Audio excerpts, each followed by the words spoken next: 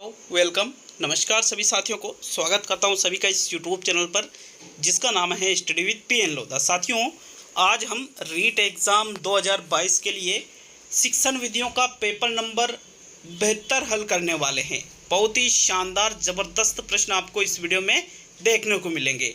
तो यदि आप रीट एग्ज़ाम की तैयारी कर रहे हैं, चाहे आप लेवल 1 से हैं या लेवल 2 से हैं, तो साथियों इस YouTube चैनल पर लगभग सभी विषयों की तैयारी निःशुल्क ही करवाई जा रही है, जो कि आपके एग्ज़ाम के लिए साथियों एक तरह से रामबाण सिद्ध होगी। तो इसलिए इस चैनल पर जो वीडियो डाले जा रहे हैं, यदि आप चाहो तो उनको अटेंड कर सकते हो और संपूर्ण जो वीडियो है वो टेस्ट सीरीज से ही संबंधित है। तो चलिए आज के इस वीडियो को शुरू करते हैं। आपका पहला प्रश्न देखेंगे। प्रश्न नंबर 1 है, कम संसाधन में अधिक ज्ञान देने वाली विधि है।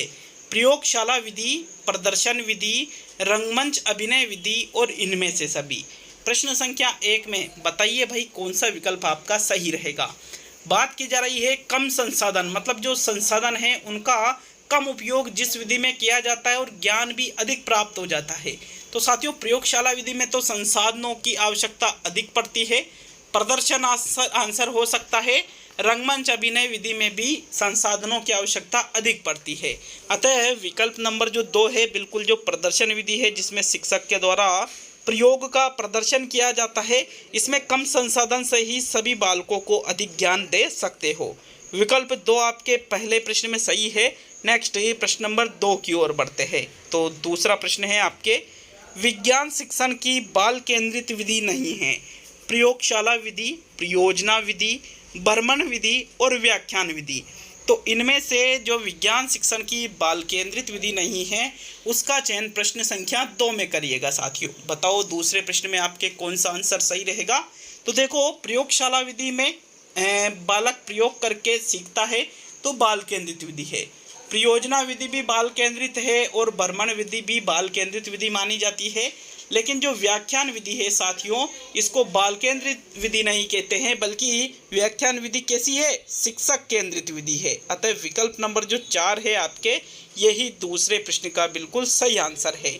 नेक्स्ट है प्रश्न नंबर 3 की ओर बढ़ेंगे। तो देखते हैं प्रश्न नंबर 3 को। तीसरा प्रश्न है, पर्यावरण अध्ययन के शिक्षण की अवलोकन विधि का उद्देश्य है। बालक को पर्यटन पर ले जाकर अवलोकन कराना, बालक को प्रयोगशाला में ले जाकर अवलोकन कराना और कक्षा में ही वस्तु का अवलोकन कराना, या इनमें से कोई भी नहीं।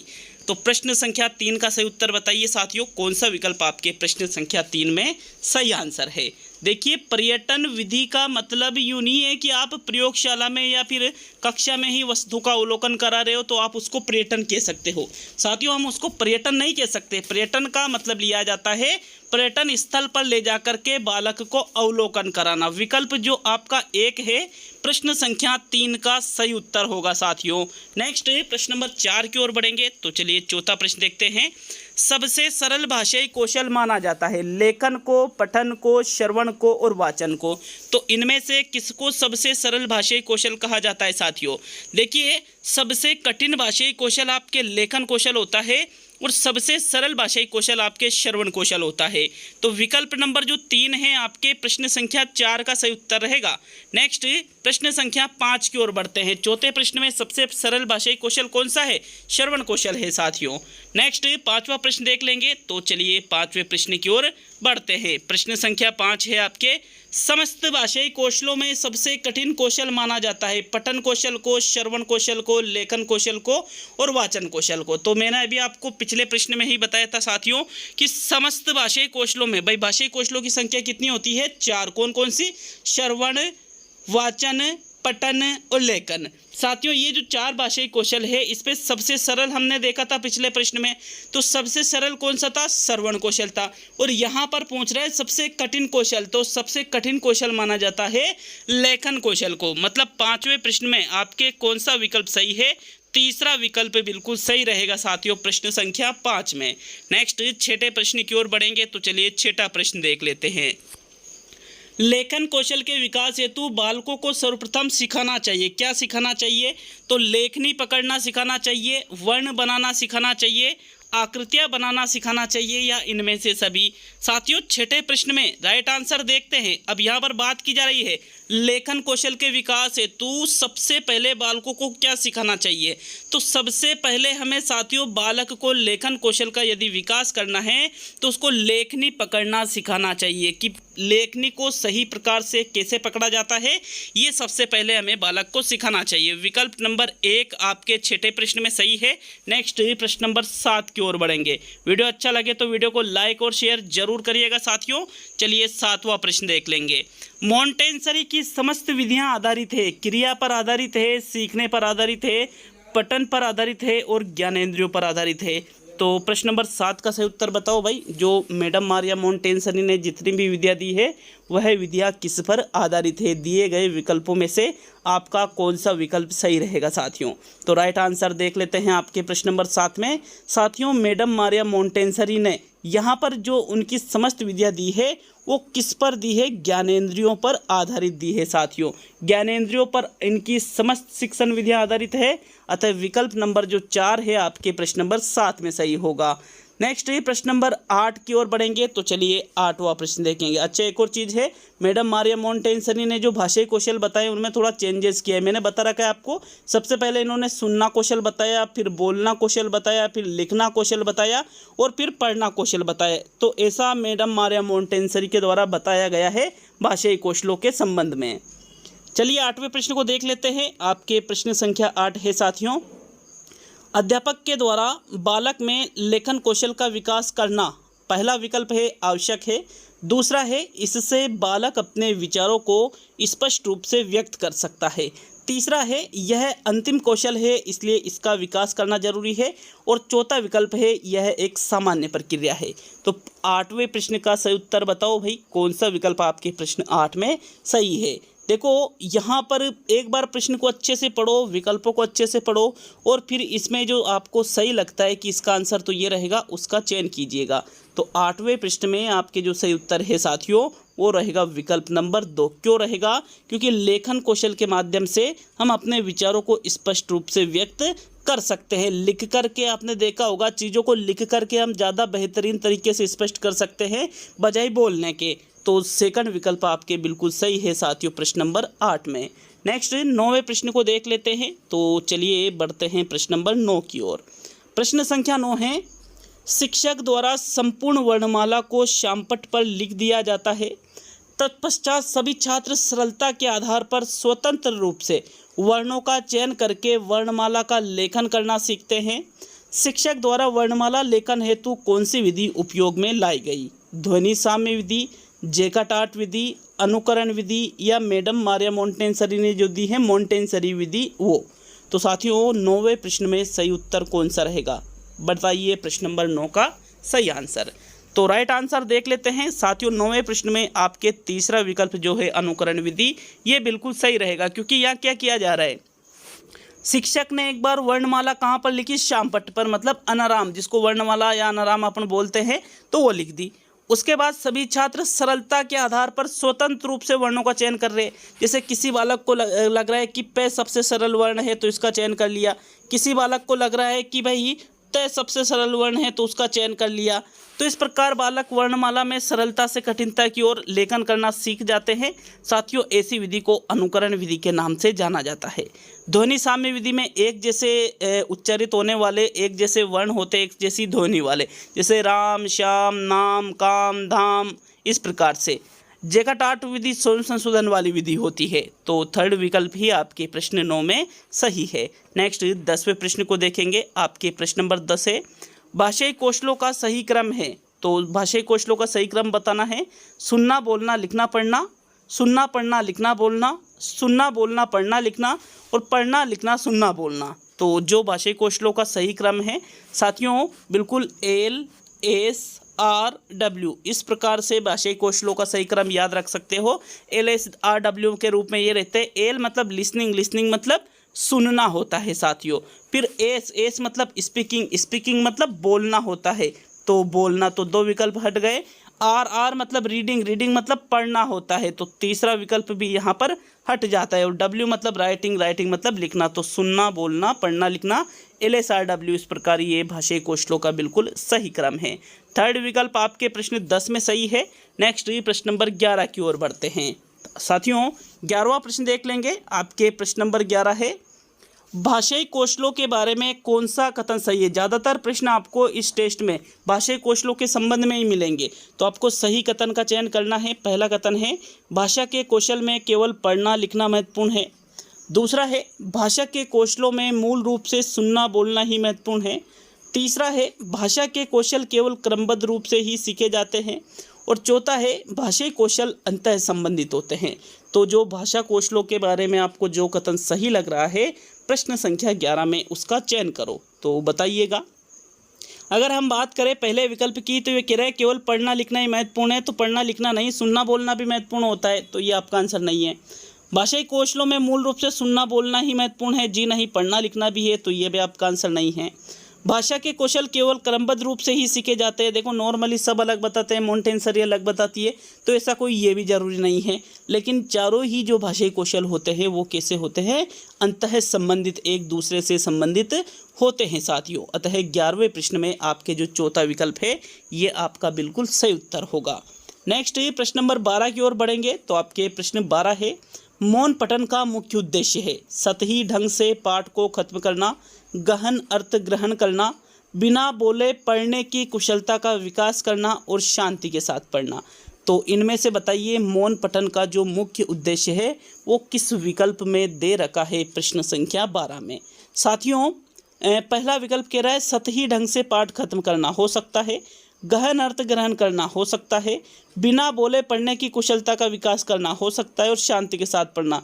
तो चारों ही विकल्प आपके आंसर हो सकते हैं, लेकिन जैसे नेगेटिव तो है नहीं यहाँ कोई सा भी विकल्प, तो अब आपको सबसे बेस्ट विकल्प का चयन करना है प्रश्न नंबर 12 में। तो साथियों 12वें प्रश्न में जो सही आंसर है वो रहेगा विकल्प नंबर 2। मौन पठन का जो मुख्य उद्देश्य होता है वो क्या होता है, गहन अर्थ ग्रहण करना, कि बालक जो चीज़ पढ़ रहा है उसका गहन अर्थ ग्रहण कर सके, यही मौन पठन का मुख्य उद्देश्य माना जाता है। अतः दूसरा ही विकल्प आपके 12वें प्रश्न में सही है। नेक्स्ट ये प्रश्न नंबर 13 की ओर बढ़ेंगे। तो चलिए 13वां प्रश्न देख लेंगे। साथियों आपके प्रश्न संख्या 13 है, निम्न में से कौन सा पठन का प्रकार नहीं है, सस्वर पठन, मौन पठन, अर्थ पठन और द्रुत पठन। तो जो पठन का प्रकार नहीं है उसका चयन प्रश्न संख्या 13 में करो। साथियों देखो बात करें तो पठन के प्रकारों में सस्वर पठन भी आता है। सस्वर पठन मतलब वह पठन जो स्वर के साथ में किया जाता है। द्रुत पठन भी आता है। द्रुत पठन मतलब जो तीव्र गति से किया जाता है। मौन पठन भी होता है साथियों, जिसमें मन ही मन चीज़ों को हम पढ़ते हैं। और ये द्रुत पठन किसका भेद है, मौन पठन का ही भेद है। तो यहाँ जो अर्थ पठन है ऐसा कोई पठन का प्रकार नहीं आता है। अतः जो तीसरा विकल्प है आपके प्रश्न नंबर 13 में सही आंसर है। चलिए नेक्स्ट प्रश्न नंबर 14 को देख लेते हैं। अगर किसी प्रश्न में कोई त्रुटि लगे तो बिल्कुल कमेंट बॉक्स में कमेंट जरूर करिएगा साथियों। प्रश्न नंबर 14 देख लेते हैं। आपके प्रश्न नंबर 14 है, पठन कौशल में सर्वाधिक महत्व है। किसका महत्व है, तो शब्दों का अर्थ का सर्वाधिक महत्व है पठन कौशल में। वाक्य के अर्थ का सर्वाधिक महत्व है। द्रुत गति से पढ़ना सर्वाधिक महत्वपूर्ण है। यह मुख्य बिंदु या विचार को ग्रहण करना सर्वाधिक महत्वपूर्ण है। तो 14वें प्रश्न में विकल्पों को देख लीजिए, प्रश्न को पढ़ लीजिए और फिर सही उत्तर का चयन कीजिएगा। तो राइट आंसर देख लेते हैं। आपके प्रश्न नंबर 14 में कौन सा विकल्प सही रहेगा। साथियों पठन कौशल में जो सर्वाधिक महत्व है, शब्दों का अर्थ, वाक्य का अर्थ या तेज गति से पढ़ना नहीं होता है, बल्कि जो मुख्य बिंदु है या फिर जो मुख्य विचार है इनको ग्रहण करना ही पठन कौशल में सर्वाधिक महत्वपूर्ण माना जाता है। तो इस प्रकार आपके प्रश्न 14 में चौथा विकल्प सही है। नेक्स्ट प्रश्न नंबर 15 की ओर बढ़ेंगे। 15वां प्रश्न देख लेंगे। आपके प्रश्न नंबर 15 है, लेखन कौशल के विकास में सबसे कम महत्वपूर्ण है सुलेख, चित्रांकन, मन की बात लिखना और घटनाओं दृश्यों का लिखित वर्णन करना। तो जो लेखन कौशल के विकास में सबसे कम महत्वपूर्ण है उसका चयन प्रश्न नंबर 15 में करो। कौन सा विकल्प आपके 15वें का सही आंसर है। साथियों लेखन कौशल के विकास में जो सबसे कम महत्वपूर्ण है तो सुलेख सुंदर लिखना, चित्रांकन, चित्र बनाना, मन की बात लिखना या घटनाओं दृश्यों का लिखित वर्णन करना। तो 15वें प्रश्न में साथियों यहाँ पर अगर हम बात करें मन की बात लिखना तो बहुत ही इंपॉर्टेंट है, सुलेख भी इंपॉर्टेंट है, दूसरा या चौथा विकल्प। तो साथियों विकल्प नंबर जो 2 है चित्रांकन, ये लेखन कौशल के विकास में सबसे कम महत्वपूर्ण माना जाता है। सेकंड विकल्प ही 15वें प्रश्न का सही आंसर है। नेक्स्ट प्रश्न नंबर 16 की ओर बढ़ते हैं। तो चलिए 16वां प्रश्न देखेंगे। आपके प्रश्न नंबर 16 है, भाषा सीखने के संदर्भ में कौन सा कथन सही है? बच्चों में भाषा सीखने की क्षमता जन्मजात होती है। व्याकरण का ज्ञान भाषा का प्रयोग की कुशलता का एकमात्र सुनिश्चित मानदंड है। भाषा सीखना भाषा की कक्षा में ही संभव है और मानक भाषा के प्रयोग पर अत्यधिक बल देना। तो यहाँ पर जो भाषा सीखने के संदर्भ में जो कथन आपको सही लग रहा है उसका चयन प्रश्न नंबर 16 में कीजिए। साथियों राइट आंसर देख लेते हैं। तो आपके विकल्प 1 सही है, बच्चों में भाषा सीखने की क्षमता जन्मजात होती है। यह कथन भाषा सीखने के संदर्भ में बिल्कुल सत्य कथन है। बाकी व्याकरण का ज्ञान भाषा प्रयोग की कुशलता का एकमात्र सुनिश्चित मानदंड है, ऐसा नहीं है। भाषा सीखना भाषा की कक्षा में ही नहीं, कक्षा के बाहर भी हम भाषा सीखते हैं। और मानक भाषा के प्रयोग पर अत्यधिक बल देना, ये भी आपका आंसर नहीं होगा। तो ये तीनों ही विकल्प गलत है। ओनली विकल्प नंबर जो 1 है यही आपका प्रश्न नंबर 16 में सही उत्तर है। नेक्स्ट प्रश्न नंबर 17 की ओर बढ़ते हैं। तो चलिए 17वां प्रश्न देख लेंगे। आपके प्रश्न नंबर 17 आपसे क्या कह रहा है? बच्चों की पठन कुशलता का विकास करने में सबसे अधिक महत्वपूर्ण है भाषिक संरचनाओं का अभ्यास कराना, अर्थ की अपेक्षा उच्चारणगत शुद्धता पर बल देना, विभिन्न संदर्भों से जुड़ी सामग्री और पाठ्य पुस्तक में दिए गए अभ्यास। तो 17वें प्रश्न का राइट आंसर बताओ भाई, कौन सा विकल्प रहेगा आपके प्रश्न नंबर 17 में सही उत्तर? बच्चों की पठन कुशलता का विकास करने में जो सबसे ज़्यादा महत्वपूर्ण है वो पूछा गया है आपसे प्रश्न नंबर 17 में। तो देखो पहला विकल्प कह रहे हैं भाषिक संरचनाओं का अभ्यास हो सकता है बिल्कुल, अर्थ की अपेक्षा उच्चारणगत शुद्धता पर बल, ये आपका आंसर नहीं है। विभिन्न संदर्भों से जुड़ी सामग्री हो सकता है और पाठ्य पुस्तक में दिए गए अभ्यास, तो ये भी इतना इंपॉर्टेंट नहीं है। तो पहला या तीसरा विकल्प साथियों कंफ्यूज करने वाला प्रश्न है। प्रश्न नंबर 17 पठन कुशलता का विकास करना है आपको। तो यहाँ पर लगभग यूँ मान लीजिए आप दोनों ही विकल्पों में बहुत ज़्यादा कंफ्यूज हो सकते हो। तो 17वें प्रश्न में जो सही आंसर है वो रहेगा विकल्प नंबर 3, विभिन्न संदर्भों से जुड़ी सामग्री पठन कुशलता का विकास करने में सबसे अधिक महत्वपूर्ण मानी जाएगी। अगर आपको लगता है कि इसमें प्रथम विकल्प है तो कमेंट बॉक्स में कमेंट जरूर करिएगा। नेक्स्ट प्रश्न नंबर 18 को देख लेते हैं। तो चलिए 18वां प्रश्न देखेंगे। प्रश्न संख्या 18 है, लिखना एक अनिवार्य कुशलता है जिसे जल्दी प्राप्त करना चाहिए। एक तरह की बातचीत है, एक अत्यंत यांत्रिक प्रक्रिया है और एक बेहद जटिल प्रक्रिया है। तो बताइए इनमें से लिखना या लेखन का जो सबसे महत्वपूर्ण आपको विकल्प लग रहा है लेखन से संबंधित, उसका चयन प्रश्न नंबर 18 में करो साथियों। राइट आंसर देख लेते हैं आपके प्रश्न नंबर 18 में कौन सा विकल्प सही रहेगा। तो 18वें प्रश्न में देखिएगा, अनिवार्य कुशलता है जिसे जल्दी प्राप्त करना चाहिए, हो सकता है एक तरह की बातचीत है, ये भी हो सकता है अत्यंत यांत्रिक प्रक्रिया, एक बेहद जटिल, तो ये भी चौथा विकल्प तो गलत है साथियों। लिखना इनमें से जो विकल्प सही है वो है विकल्प नंबर 2, लिखना एक तरह की क्या है बातचीत है साथियों। लिखना एक तरह की बातचीत है क्योंकि हम लेखन के माध्यम से भी अपने विचार को दूसरों तक पहुंचाते हैं। सेकंड विकल्प आपके प्रश्न 18 में सही है। नेक्स्ट 19वां प्रश्न देखेंगे। तो चलिए 19वें प्रश्न की ओर बढ़ेंगे। भाषा सीखने का व्यवहारवादी दृष्टिकोण रिक्त स्थान है जिसकी आपको पूर्ति करनी है। पर बल देता है किस पर? रचनात्मकता पर, भाषा प्रयोग पर, अभिव्यक्ति पर और अनुकरण पर। तो जो भाषा सीखने का व्यवहारवादी दृष्टिकोण है यह जिस पर बल देता है उसका चयन आपको प्रश्न नंबर 19 में करना है। बताइएगा साथियों प्रश्न संख्या 19 में आपके कौन सा विकल्प सही रहेगा। तो सही आंसर देख लेते हैं। जो भाषा सीखने का व्यवहारवादी दृष्टिकोण है साथियों यह किस पर बल देता है? अनुकरण पर बल देता है। किस पर बल देता है? अनुकरण पर। विकल्प नंबर आपका 4 बिल्कुल सही है। प्रश्न नंबर 19 में अनुकरण मतलब दूसरों को देख करके उनका अनुकरण करना, इस प्रकार से भाषा सीखने का व्यवहारवादी दृष्टिकोण बताता है साथियों। तो चलिए 20वें प्रश्न की ओर बढ़ेंगे। आपके प्रश्न संख्या 20 है, किस साहित्य विधा को पढ़ाते हुए आप सस्वर पठन पर अनिवार्यतः बल देंगे? जीवनी को, यात्रा वृत्तांत को, आत्मकथा को और एकांकी को। तो 20वें प्रश्न का राइट आंसर बताओ। जिस साहित्य विधा को पढ़ाते हुए आप सस्वर पठन मतलब स्वर के साथ किया गया पठन जो होता है उस पर अनिवार्यतः बल देंगे। तो साथियों प्रश्न संख्या 20 में यहाँ पर जो यात्रा का वर्णन करना है साथियों, इस पर हम अनिवार्यतः बल देंगे सस्वर पठन पर। तो विकल्प 2 आपके 20वें प्रश्न में सही है। नेक्स्ट प्रश्न नंबर 21 की ओर बढ़ते हैं। आपके 21वां प्रश्न देखेंगे। प्रश्न नंबर 21 है, पठन कौशल का अभिप्राय है। वाक्यों को पढ़ना ही पठन कौशल है, पढ़कर समझना ही पठन कौशल है, लिपि चिन्हों की पहचान करना ही पठन कौशल है और शब्दों को पढ़ना ही पठन कौशल है। तो पठन कौशल का जो अभिप्राय है या जो पठन कौशल का सही अर्थ है किस विकल्प में दे रखा है साथियों? प्रश्न 21 का सही उत्तर बताओ भाई। तो देखो यहाँ पर पठन कौशल का जो सही अर्थ होता है वो है पढ़कर के चीज़ों को समझना। ये बिल्कुल पठन कौशल है साथियों। सिर्फ वाक्यों को पढ़ना, शब्दों को पढ़ना या लिपि चिन्हों की पहचान करना ही पठन नहीं होता है, बल्कि जो चीज़ हम पढ़ रहे हैं उसका अर्थ भी हमें समझ में आना चाहिए। तो दूसरा विकल्प 21वें प्रश्न में सही रहेगा। नेक्स्ट 22वां प्रश्न देख लेते हैं। तो चलिए 22वें प्रश्न की ओर बढ़ते हैं। सस्वर पठन का मुख्य उद्देश्य है बोल बोल कर पढ़ना, द्रुत गति से पढ़ना, मौन पठन करना और बच्चों में पढ़ने संबंधी झिझक को दूर करना। तो जो सस्वर पठन का मुख्य उद्देश्य है उसका चयन प्रश्न संख्या 22 में करो। कौन सा विकल्प आपके 22वें प्रश्न का सही आंसर है? साथियों स्वर के साथ किया गया पठन ही सस्वर पठन कहलाता है और इसका जो मुख्य उद्देश्य है मौन पठन करना तो बिल्कुल ही नहीं है, क्योंकि सस्वर पठन और मौन पठन में तो बिल्कुल अंतर आ गया।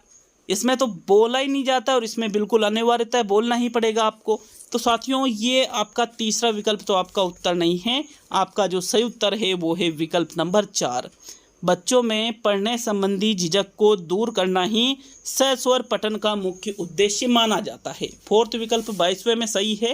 नेक्स्ट प्रश्न नंबर 23 की ओर बढ़ेंगे। 23वां प्रश्न, बोलने के कौशल में सर्वाधिक महत्वपूर्ण है शुद्ध उच्चारण, समझकर बोलना, बोलने की गति तेज रखना और आंखों देखा वर्णन करना। तो जो बोलने के कौशल में सबसे ज़्यादा महत्वपूर्ण आपको लग रहा है उसका चयन प्रश्न नंबर 23 में करिएगा साथियों।